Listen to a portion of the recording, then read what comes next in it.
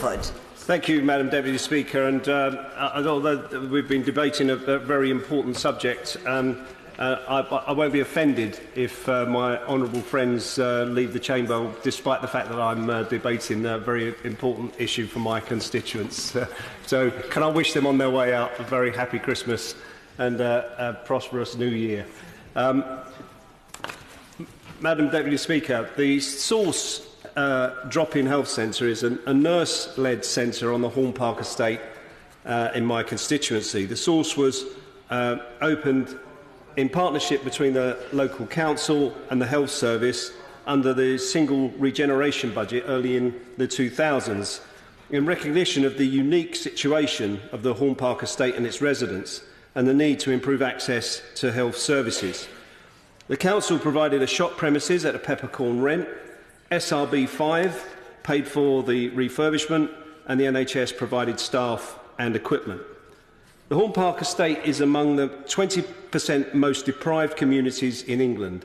According to the Index of Multiple Deprivation latest figures for 2015, it ranks 5,591st out of 32,844, which actually puts it in the 18% most deprived.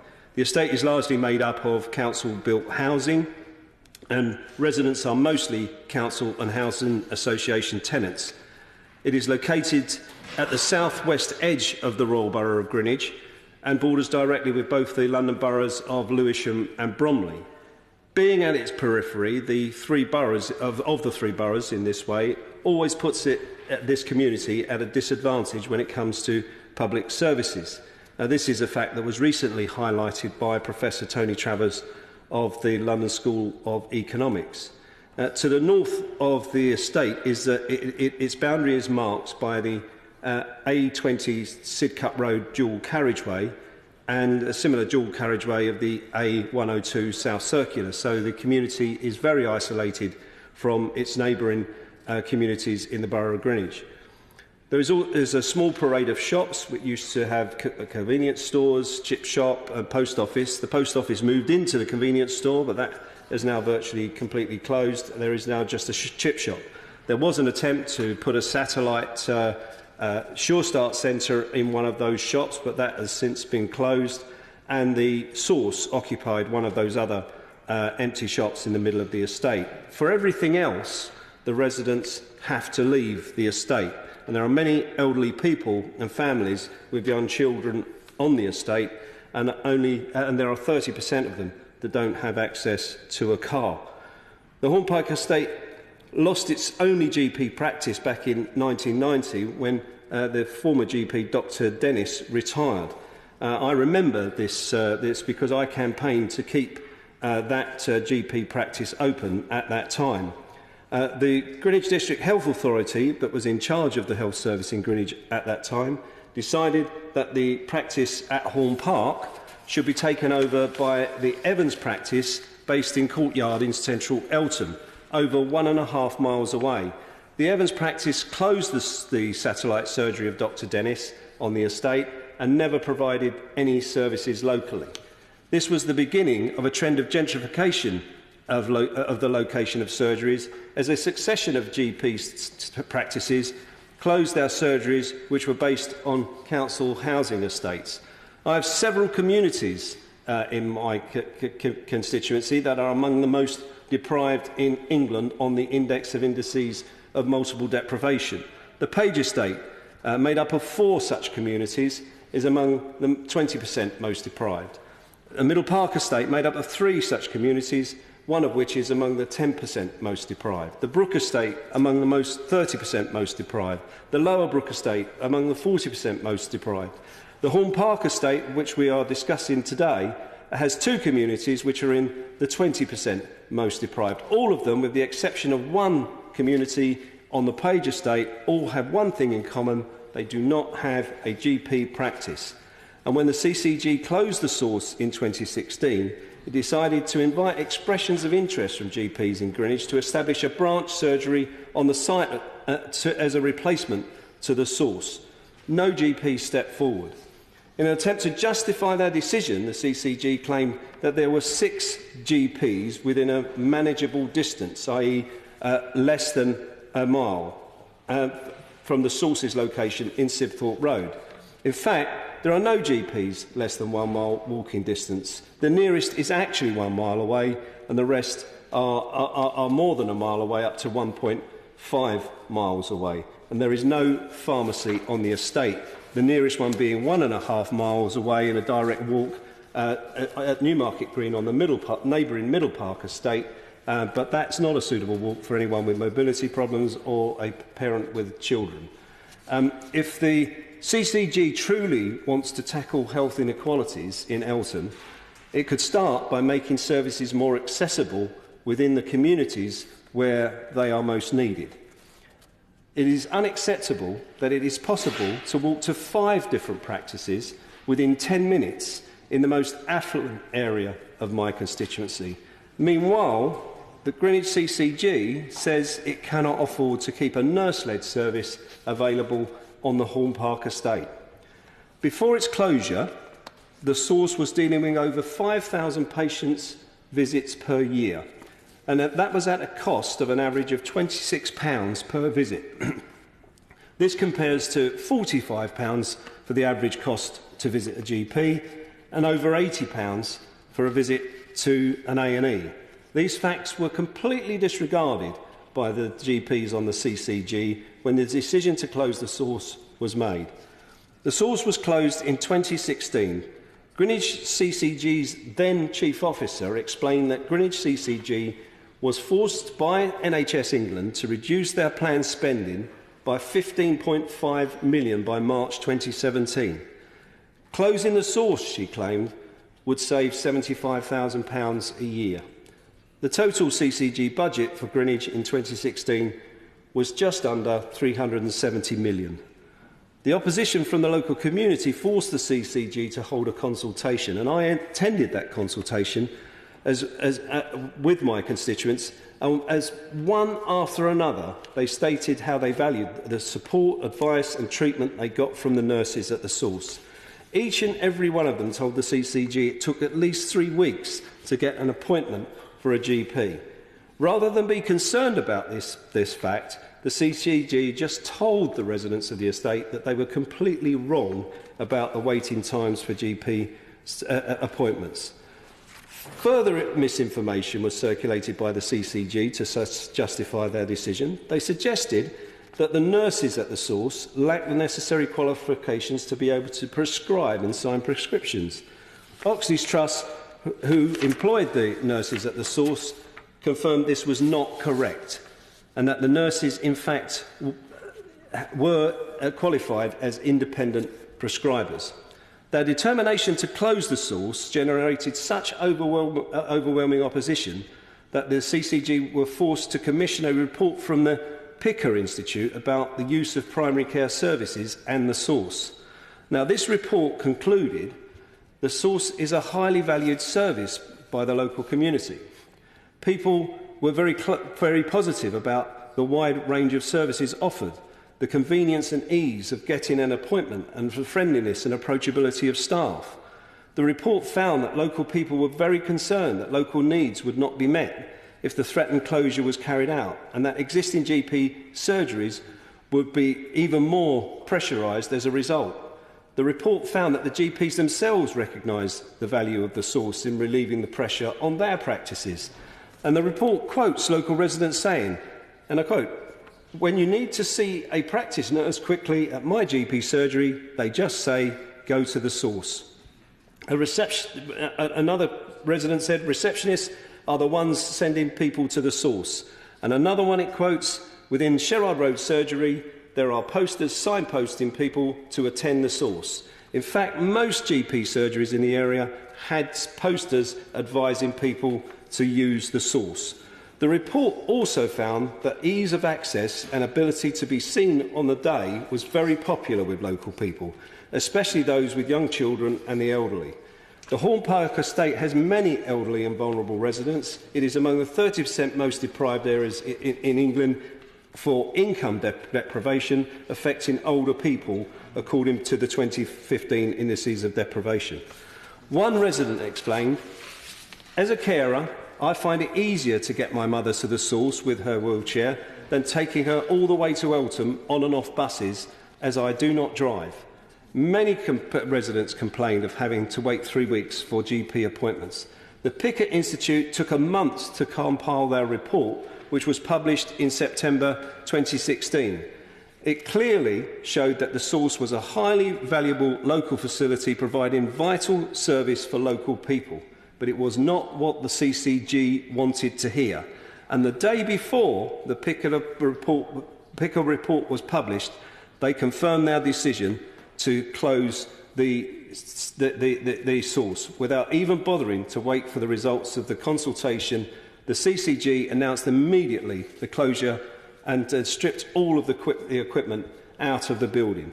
Now, following this, in its 2016-2017 annual report, the CCG acknowledged, and I quote, "As commissioners, we have ambitious aspirations to put patients, carers and local people of Greenwich at the heart of our commissioning. We recognise that we have fallen short of our aspirations this year, especially on some of the work to reduce our expenditure as part of the Quality, Innovation, Prevention and Productivity Programme, e.g. on decommissioning the Stroke Association and the source, as well as our plans to commission a musculoskeletal service where our consultation was very limited. We know that we have a long way to go to improve patient participation activity." Well, the issue here is, what do these words mean? If that is what the CCG believes, then how is it they're not listening to patients about the source?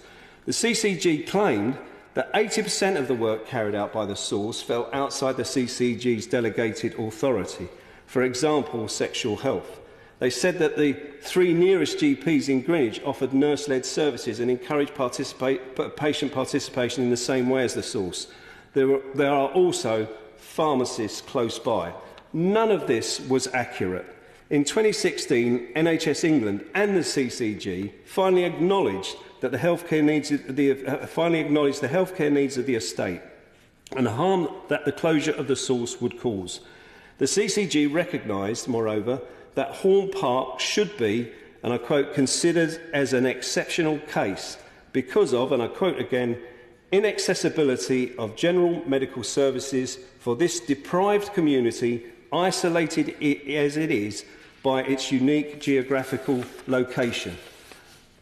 While opening a new branch surgery, and I quote, "not in alignment with the GP 5-year forward view of the Greenwich CCG estate strategy, with their direction of travel towards larger and more sustainable general practices," the report concludes, this is not a sufficient reason to set aside the accessibility issues.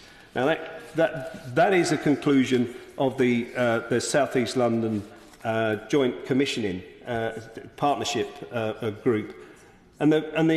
I would also want to draw the attention of the Minister to a couple of reports that bear out the case for the source.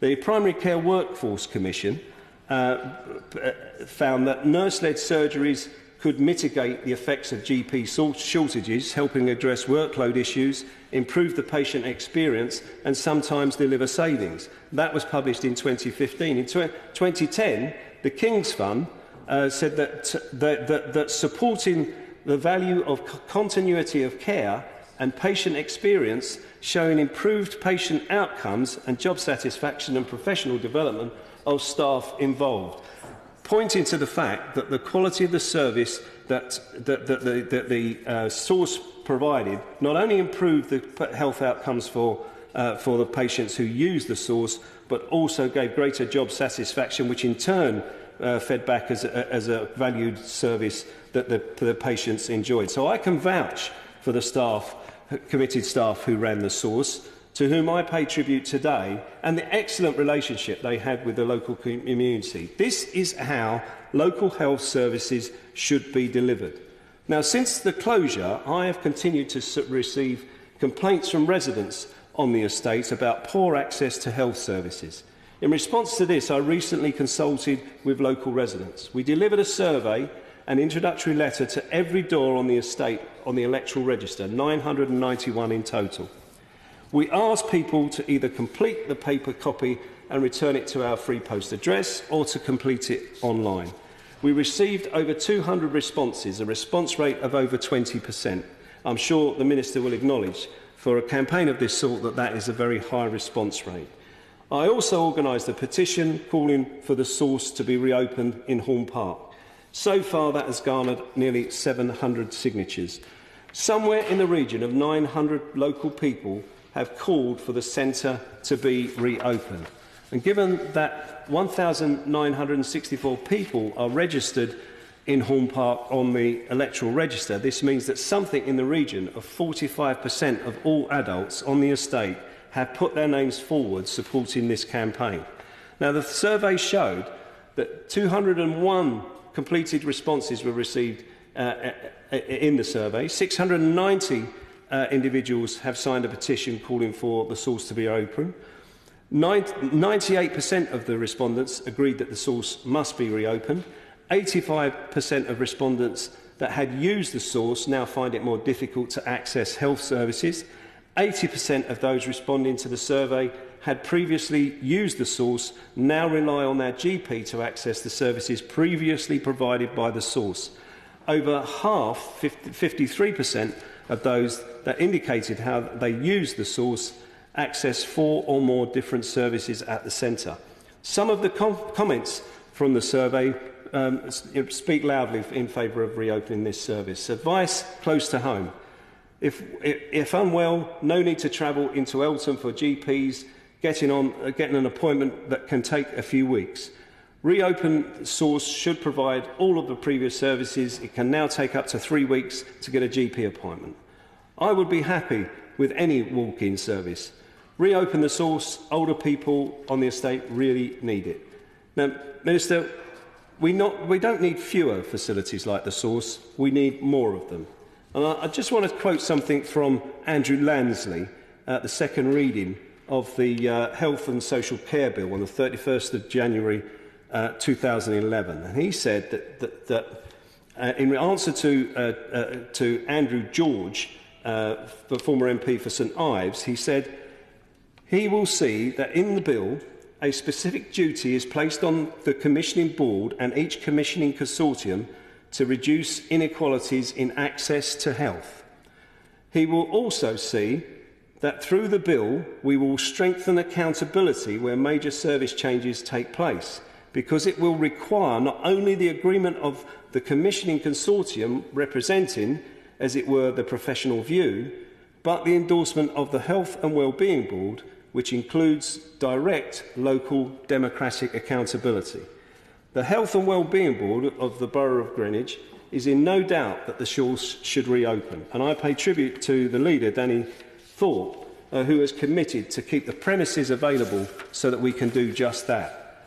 Reinstating the source would address many of the objectives raised in the NHS plan, such as staying healthy, ageing well, tackling clinical priorities and enabling improvement. It would also align with the priorities in the Greenwich Joint Strategic Needs Assessment. It would be put tackling health inequalities back at the heart of this very isolated community. The CCG has acknowledged that Horne Park has unique geographical characteristics, and it should be considered as an exceptional case because of the inaccessibility of general medical services, and accepts that there was a substantial case, it said, to treat it as an exception to the current direction of travel towards larger practices. The distances to local GPs, as described in the CCG report in 2016 as a manageable distance of around a mile or less, are not the reality. 85% of those who used the source said they found it more difficult to access health services after its closure. How is that improving healthcare? 45% of people on the estate have expressed support for it reopening. How is that local accountability? How is it possible to continue to ignore local residents and the Health and Wellbeing Board about reopening the source? The government claims to be putting $20 billion into the National Health Service.